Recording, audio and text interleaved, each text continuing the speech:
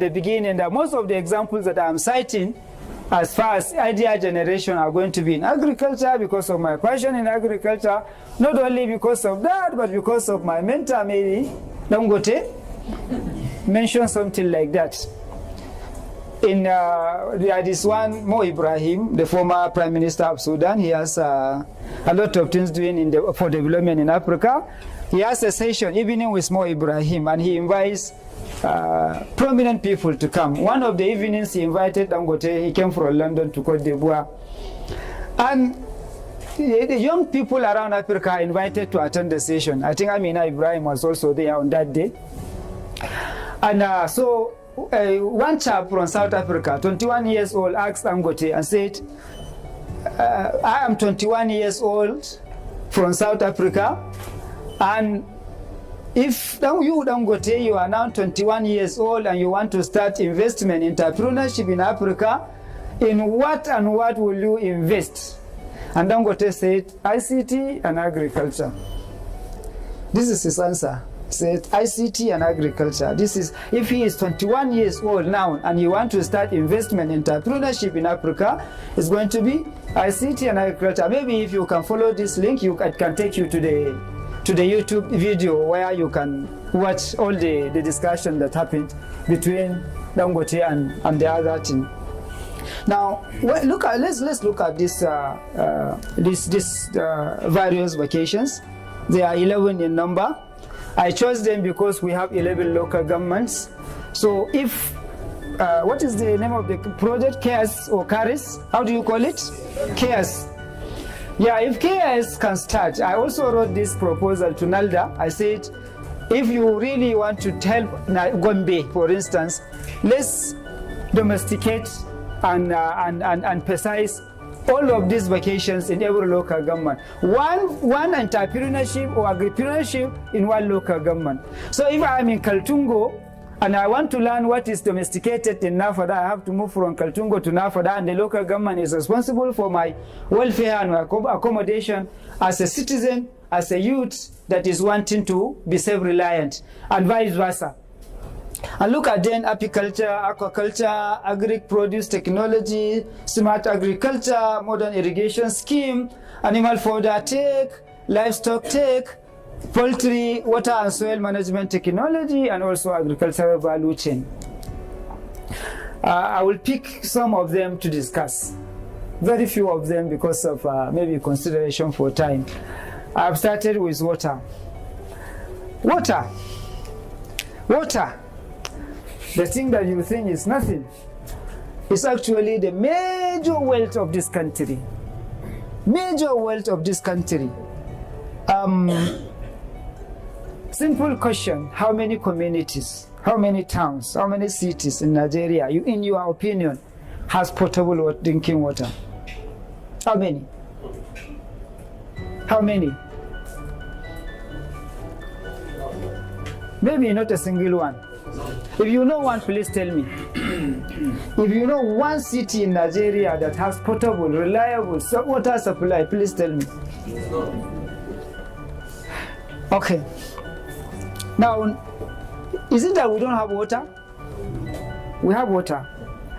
But for the simple fact that we fail to supply water to ourselves, it's enough an embarrassment. It's enough a national embarrassment. Yesterday I was hearing over the BBC, UAE, United Arab Emirates. There is no drinking water in UAE. They have to desalinate the ocean water to get water to drink. And the desalination process is not environment friendly. So they are complaining about it. You know, we are moving towards green economy and blue economy and so on. So it's not environment friendly. Now the next thing is that they do water harvest, rain harvest. And the rain that comes down from the sky is not enough for them to drink throughout the year. So they started to do use nanotechnology to do what is called cloud seeding.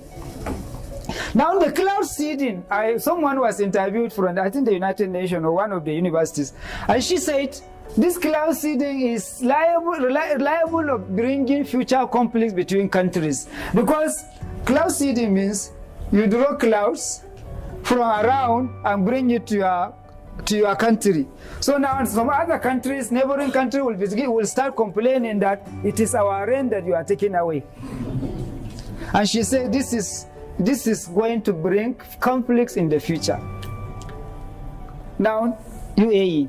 In Israel, they have to desalinate water from Sea of Galilee to supply for domestic use and also for their farms, irrigation farms. There is no water. In Chile, you will be surprised now that they are complaining. People do not have enough water for domestic use. The river that is supplying the entire communities are actually being diverted by farmers, big time farmers, foreign investors for their avocado farms. To the extent that the river is totally dry and there is no water. And the community don't have any choice because the government allows them to invest. In Mauritania, for instance, when you go to Mauritania, when you watch a documentary about Mauritania, you see it is a train that is taking water from one community to the other. Train, because it's a desert, not car, not water tanks. Taking water from one community to the other. When the train comes and stops, every person will come and be using tube to link from the tanks of the train to their well inside their houses. Because it's no issue of buying in drum now, because when it comes today, it may not come until another week. So you have to have underground reservoirs for you to keep your water. We have water. The rain is enough. The soil underground water is enough. Yet we don't have water. Scenarios of hygiene concern of water tanks and water reservoirs and borehole around our city. Has any one of you taken time to look at what we drink when the tanks drink? Have you taken time to go into the tank and see what is there? Or you go to the where the water reservoirs where they take? When you go there, you see cockroaches, you see mice, you see rats, and geckos. But no one cares. The water will be taken through a tube, into the tank, into your house, into your stomach. The boreholes that are within our neighborhood, these wash boreholes that they built, the water is actually connected with the sewage of the city. Because if you built a borehole here, and your neighborhood has a septic tank there, that what we popularly call soak away. Now the water communicates, and this is what you drink. I saw this physically in so many places around Gombe, in Bauchi, and in Kano. I saw it practically. In fact, I saw maggots. I saw maggots into a well, and it's a communication between toilet and the well. I saw this myself, and this is what we are drinking. So if you are talking about economy, you also think about health, because no matter how much money you put, the health will come and take it away. And also, okay, I've given you the example of Gaborone earlier than now. I think we better think well. And so now, if we are thinking about ideas about water, we can do rain harvesting, we can purify our water, we can do the solar purification like it's obtainable with the military. I'm not too sure, maybe the Nigerian military has this technology, but the military, when they are in the jungle, they don't dig boreholes. They look for water source anywhere, and they have some machines using solar energy to purify their water, and they drink. Most of the military, they don't have to waste their time building. So rainwater is one of the greatest wealth of this country, but we fail to understand it. If we can do rainwater harvesting, it can go a long way. In most of the communities, in the rural community, during the rain season, you will see that they have so much water, a lot of ponds, water ponds there, stagnant water. But as soon as the rainy season is over, you see them pushing kura, looking for water. Simple logic will just help you to harvest this water and allow it to remain there For instance, Katsina State has 80 functioning dams for irrigation. 80. How many do we have in Gombe? Look at all the water that is just draining to the ocean there. So it's suitable for fish farming, it's suitable for cattle ranges, beekeeping, irrigation, and so on. Simply look at the water that is washing our highway here. When you from Lafia or to Lawanti, that place, every year you see people working there, and the water will come and erode the road and take over. Do we need God to send a prophet again to tell us how to manage this, that this is wealth? What stops Gombe state government or the federal government or whoever from building a big dam that will accumulate all this water, and then you make life there? And do you need a government to do that? Why don't you use PPP? Why don't you use for all these contractors, all these merchants? Ask them to go and do these things. They have it. You understand? But every person will come to the governor to look for contract, give me contract to do this and do this and do this. Meanwhile, there are contracts everywhere that can give you more money, more peaceful, and can make you more famous. When you build the Gombe State University as a contractor, your name is not written there. And after 10 years, no one will remember that it is Nasiru Bello, Nasiru Modibo, whoever built this house. No one will remember. But if you can go to the bush and make this dam, you make money from it, you also create life for it, and you get a lot of, if you are looking for reward, even for hereafter. This is a good business venture. So art dams around Gombe is also part of it. When you are supporting SMEs, please remember all these ideas. Then you can say, okay, even if it is just a cooperative ownership of these dams, let's have a cooperative art dams. In the 80s, we have a lot of, during DPRI, they have been constructed dams. The dams are no more now. You know Turkana? Who knows Turkana? You heard about Turkana? Turkana is an enclave in Kenya that is a desert. And the people living there are nomads. Most of them Maasai. They rear camels and cattle and goats. But there is acute shortage of water there. No water. Recently, I think about 5 years ago now, they discovered something wonderful under the ground. Wonderful. They discovered an ocean of water adjacent to an ocean of oil, petrol, crude oil. Crude oil, one big ocean of crude oil, and just one demarcation, one line. The other side is one big ocean of water. Now it became a problem to the Kenyan government, or to the Kenyan people, or to the Turkana people. Development-wise, depending on whether you are from the left wing or from the right wing, environmentalists will say, let's drill the water and make life from it. The capitalists will go for the crude oil. But the argument is that if it is the crude oil that is drilled, it will spoil the water. But if it is the water that is drilled, will also preserve the oil.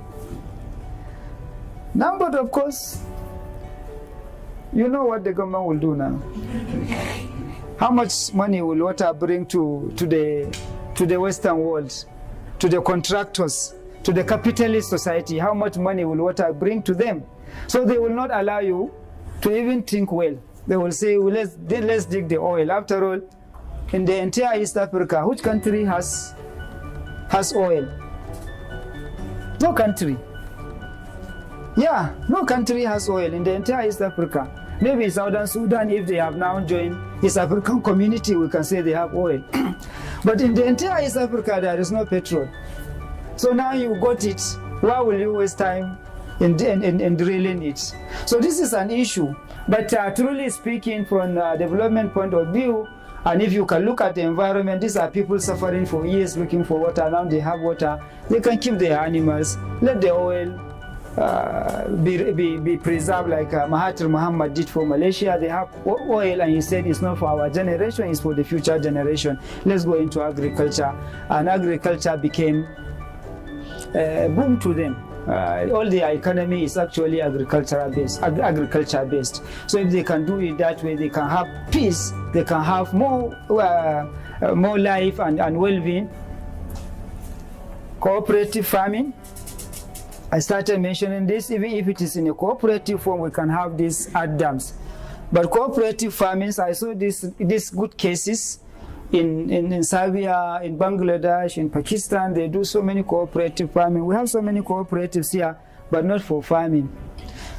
The scenario I have for the Islamic Development Bank, the acronym there is Islamic Development Bank. Islamic Development Bank came and met me on my farm. And they saw what I was doing, so beautiful. I have onions, I have sugarcane, I have fish, I have poultry, I have rabbits, so many things. And they said, can we give you money to scale up your production? I said, well, good, give me. How much are you giving me? They said 450,000. So I collected their loan. I was to pay in 1 year. When I collected their loan, also, you know, Islamic Development Bank, their loan is interest-free. They only want to support people to grow. So beautiful. But what I saw that is not working in our country is that when I collected the loan, I used it for the fish farming. To my surprise, after the harvesting, if I did not have means of paying this loan, I wouldn't have been able to pay. Simply because the entire 450,000 naira they gave me was used on the security of the farm alone. I pay 10,000 naira for the morning watchman, 10,000 naira for the night watchman, 20,000 naira every month. If you calculate, you will see that how much? 240. Yeah, 240 on that. Is it 20 or I cannot remember. But why I saw that I only use it for security. And when I come to sell the fish, it's another issue. When I'm selling the fish, it's another issue. So really, but why I'm bringing this is that I just want to give you maybe a good way of doing things from my experiences and my readings. If you are to do a cooperative farming and the entire vicinity is for fish farming, now if you have 50 ponds for 50 people and you are to pay 20,000 naira for security, how much are you going to contribute to raise this 20,000 naira? Less than 1,000. Less than 1,000 in a month for your security. So if you are to collect to pay 1,000 naira, you are going to have 50,000 naira. You can pay and even have some reserve that you can use the reserve to buy CCTV cameras for the entire farm gradually, because it's something that you'll be doing on and on. And if it is maybe processing the fish feet, you also do it in a cooperative. When it is selling, it's cooperative. When it is digging the pond, it's cooperative.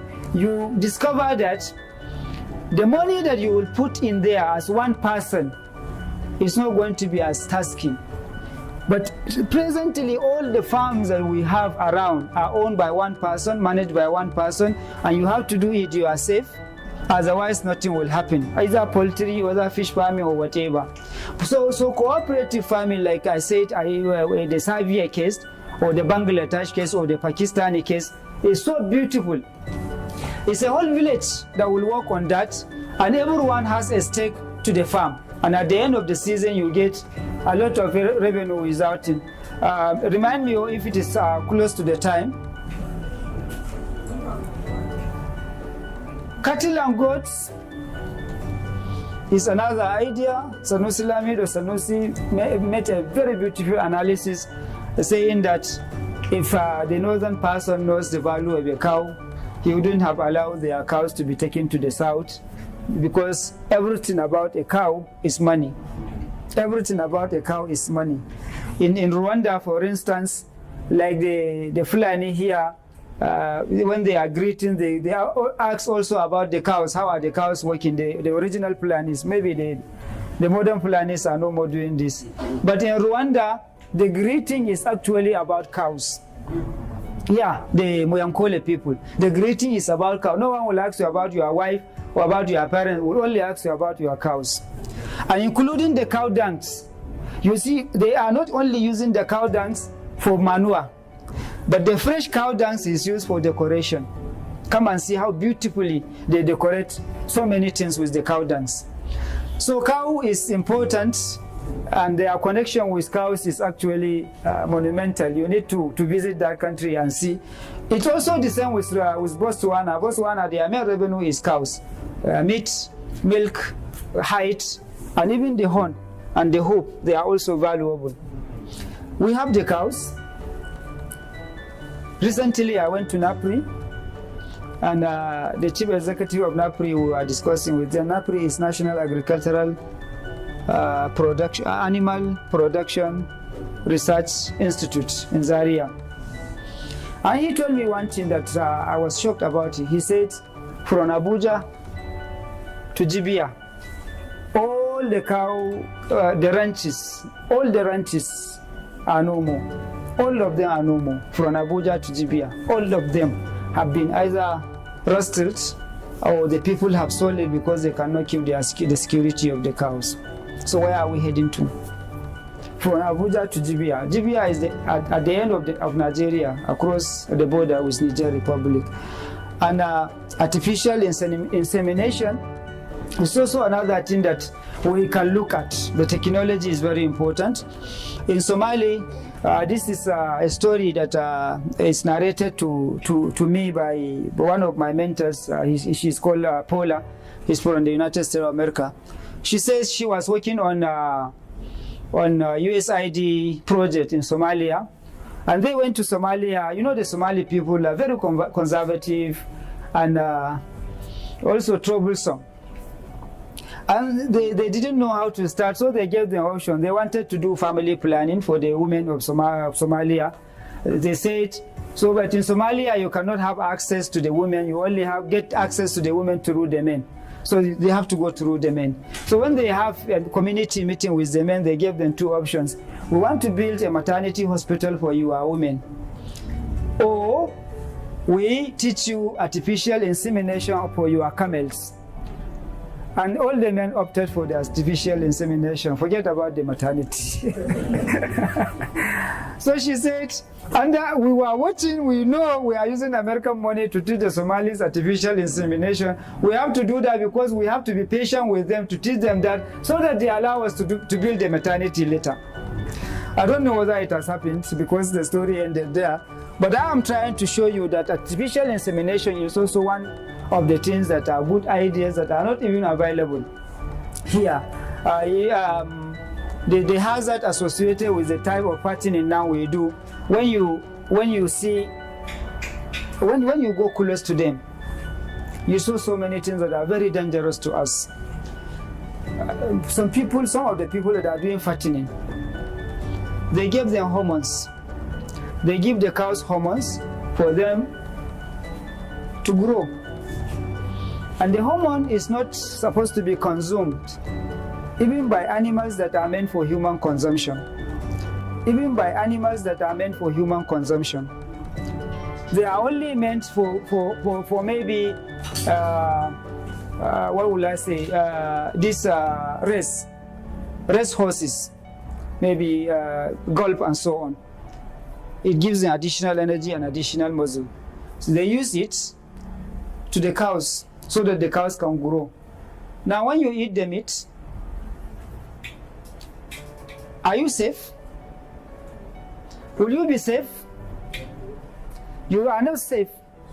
And you will never be safe. Because of what? Because you've taken hormones. Hormones that are not meant for you.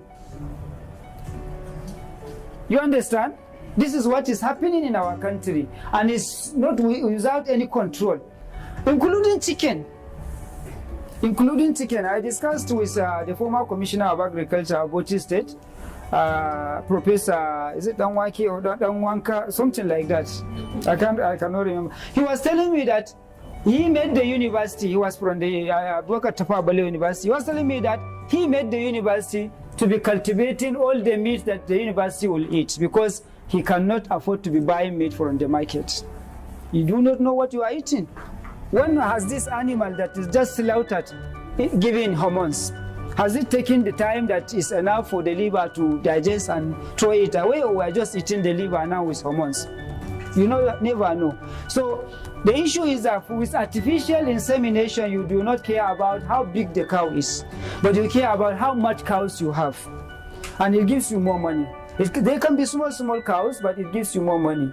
But you don't have to wait until it is like this rope before you go take it to the market. Most of the big ones are actually big because they are taking hormones, and this is very serious, very, very serious. People do not care what they do to get money. They are only after the money, including our bakeries and so on. You use a lot of things that are carcinogenic, but you get money, and at the end of it, you don't care who eats. In the end, it's your family member that will also go around and eat, or you yourself even. So these are issues that we have to solve ourselves. No one is coming to do this for us. Animal fodder bank. We have the grasses, so many grasses. But I was amazed when I went to Napri recently in December. Some of the grasses that are there, that I found there, were actually sown 60 years ago.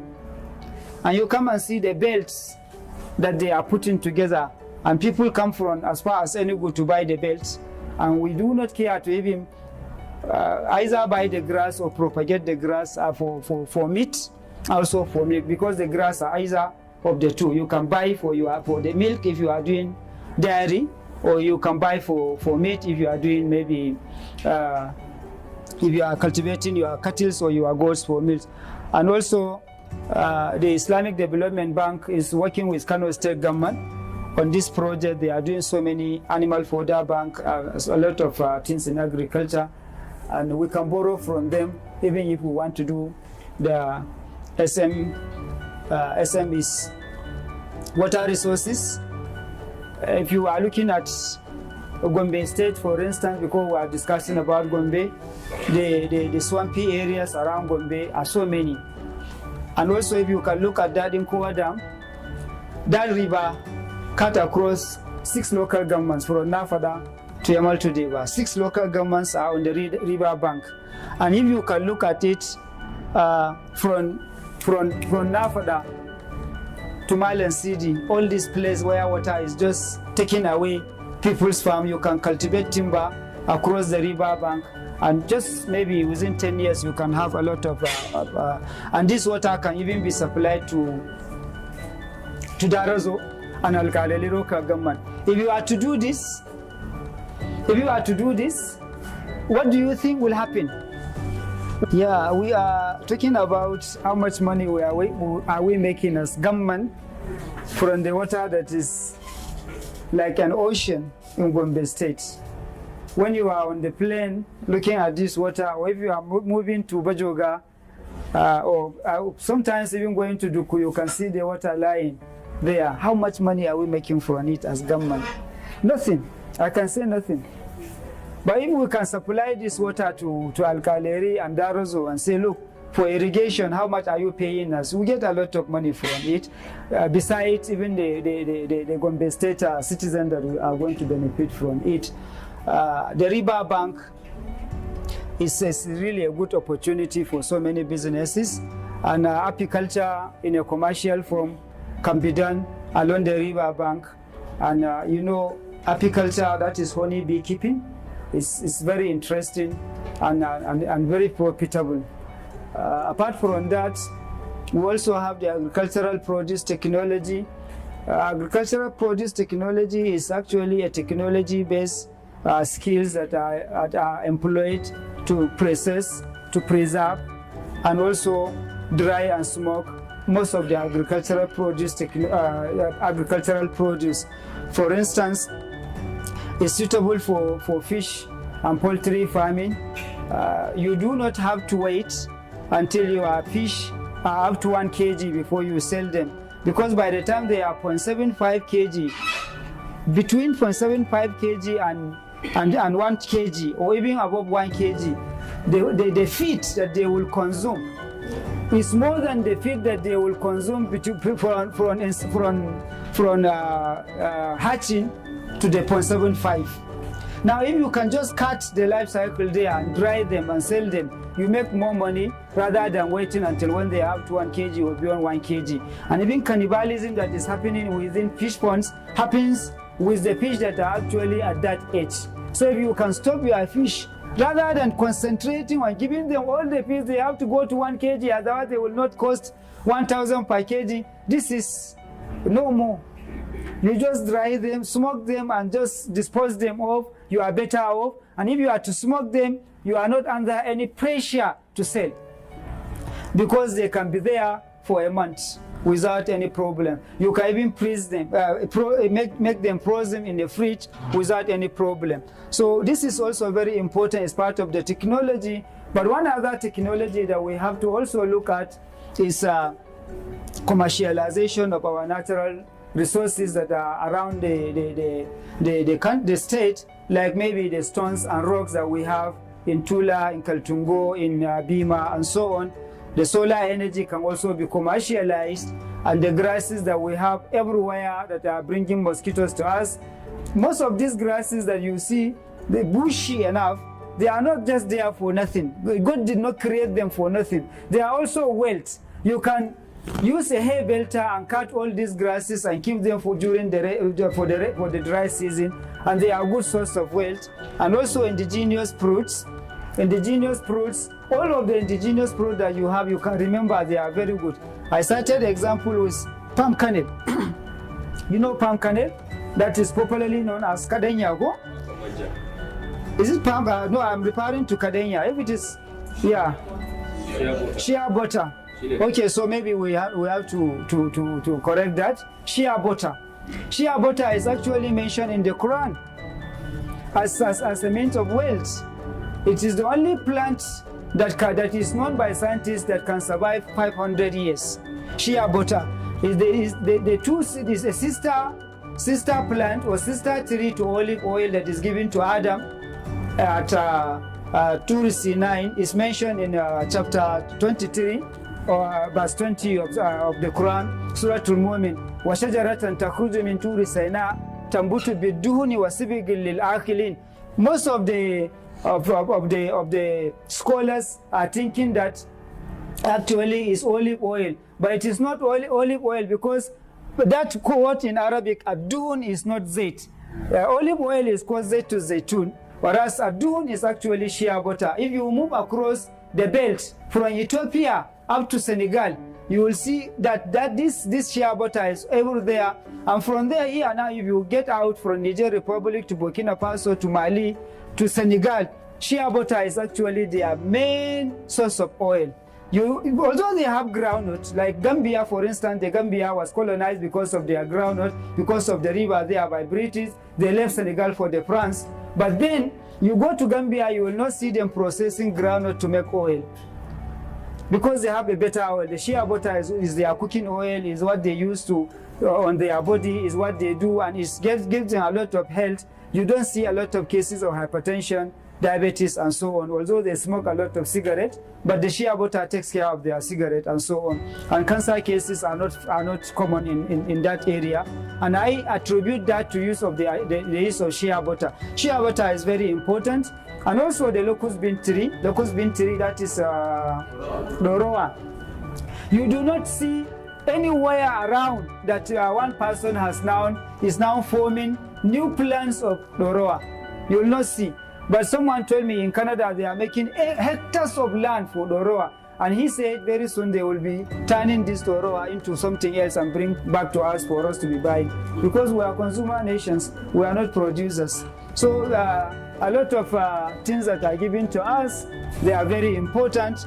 Part of the natural habitats we have, you can just think out of the box, please. Don't look at tailoring, weaving, and beads making as the SMEs. They are not SMEs, they do not bring money.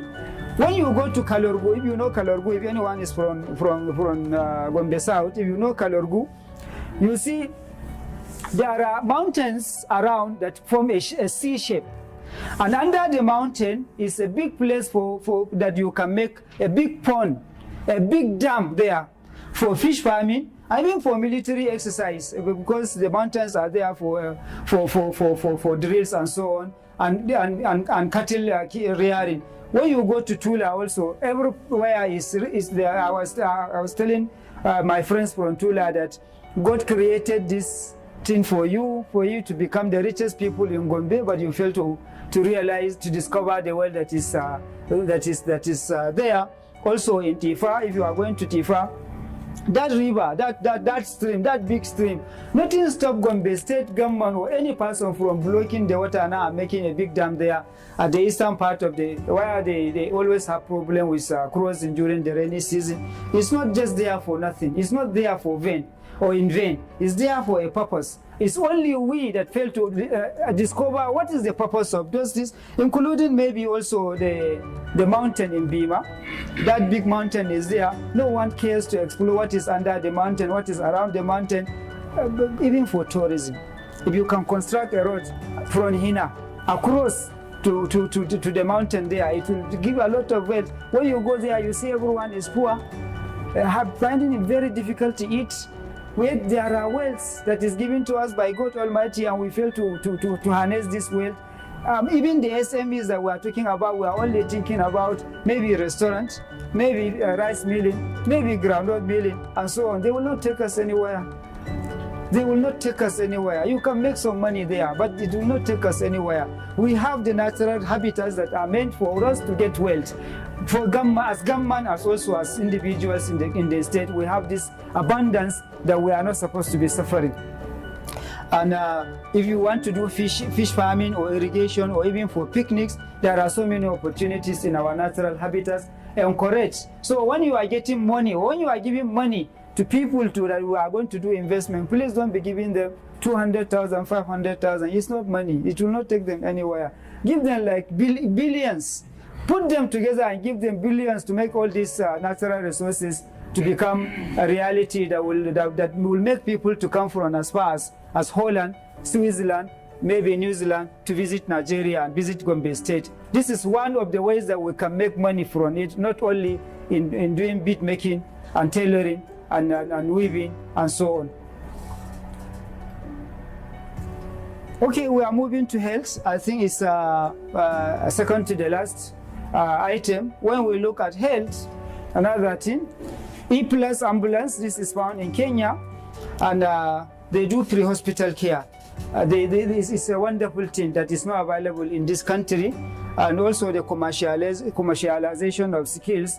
Now all the consultant physicians that we have in this country, all the engineers that we have in this country, every other scientist that you think is a scientist, including the social scientists, all these university professors, why do you keep them in the university and be paying them a bigger salary, and every now and then they go on strike because their salary is not enough? Why don't you commercialize their skills? Is it possible we commercialize their skill? Yes, it's possible we commercialize their skill. How do we do that is the next question. I'm going to give you some examples now. Turning around infrastructure projects through equity and PPP is one of the things. But now let's take an example, how to commercialize skills.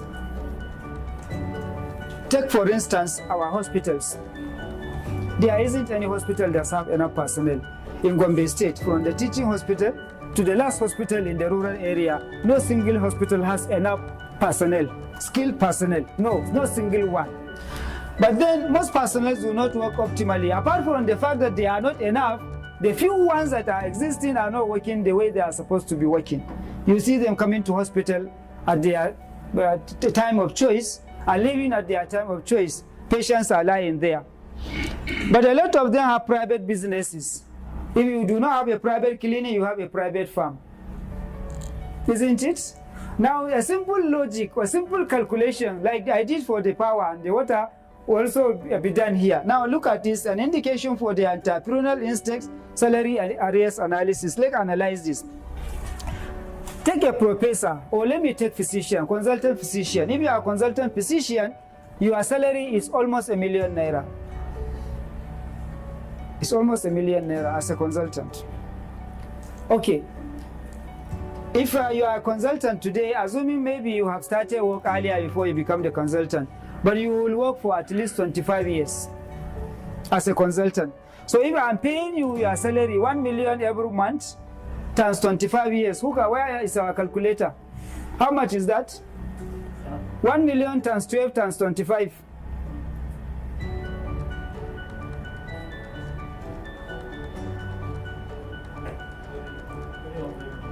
$300 million.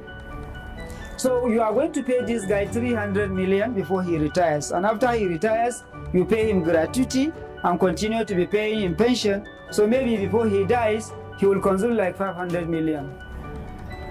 Okay, now the analysis I'm trying to make here now, as a government that it pays this salary, you can simply make this analysis and say, okay, now consultant physician A, now we want to build a hospital for you.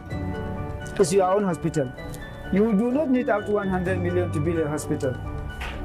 When you build a hospital, maybe it was 100 million, state-of-the-art hospital. You equip the hospital with all the gadgets, including MRI, and whatever you want to do, maybe according to their speciality, maybe 50 million. At most, you spend maybe 150 million to build a hospital at the place you want. Maybe you want to build it in Duku, or maybe in Shongom. At least you have a consultant physician to attend to that hospital. And you know what? It's your hospital. You are going to pay me back this money over a period of 20 years. What have you done? You've saved yourself from paying 300 million, you paid 150 million in arrears. But then even 150 million will come back to the post of the government at the end of the day. And we'll recycle this money for another physician. So every year we'll build one hospital for one physician. And in 10 years you have 10 hospitals for consultant physicians around the state. You save yourself from paying their salary. And because it's their own property, they will always be there. And they will make money from it. And patients will have good care. And you are there to control the quality, and also so that you will not be exploiting patients. You understand? So this is one example of commercialization of skill. Make the skills as entrepreneurs. Every profession, turn them to be entrepreneurs. As government, you can do that. When you do that as government, then you have liberty to now say, we have optimal healthcare, we have good education system, we have good agriculture system, and so on. And how much do you pay even for SUBEB? How much money is getting into SUBEB a year, let alone the universities? So you can apply all these things. A typical civil servant will not like this because it will make them to suffer and get it done. But from the capital point of view, this is what is done in most countries. You are a physician, you have the skills, we commercialize your skill, you get all the money, we also get our peace, and we also save our money. And it works. Let's move again and see employee engagement. I'm trying to take this into what happens in the market now, away from the government sector. When you say you have interns, as a tailor, for instance, you have maybe people bring young ones to you for them to learn how tailoring is made. Most of the times they are being abused. When you take your children to the garage, automobile garage, they are being abused in one way or the other. The other day I took my car for repair, and I saw the boss slapping one of the boys. I felt bad. I say, does it mean you have to slap someone before he learns? It's so crude actually. But if it is a collective company ownership, okay, some tailors, including maybe some Igbos now, one of the prominent Igbos in the town that is selling things, one day he was telling me, even us as Igbos, we've stopped getting sell girls or sell boys, and that we win after some years, because when you win them, they go with your customers and they establish their shop, and before you know what is happening, all the customers are there. So we only pay them on salary. But I am also of the opinion that we can do a collective ownership of these companies. If you are a tailor, you are a prominent tailor, and you have children that you have mentored and they have learned, rather than winning them, try to incorporate them into the company and give them some shares so that they can remain. The skills will be there and you will have more efficiency. That's the way I am also looking at it. We have come to the end of this presentation. In summary, we've discussed about energy. I've given you an example with Austin. We've also discussed about the significance of energy to development. We mentioned that without energy, we should forget about our dreams of being a developed country. So no matter what it takes, we have to get it right. ICT, agriculture, technology-related vocations, we've cited very examples with this, and we also mentioned about the digital health and the health insurance and its relation to economy. And also finally, we have also discussed ideas related to commercialization of natural resources and skills.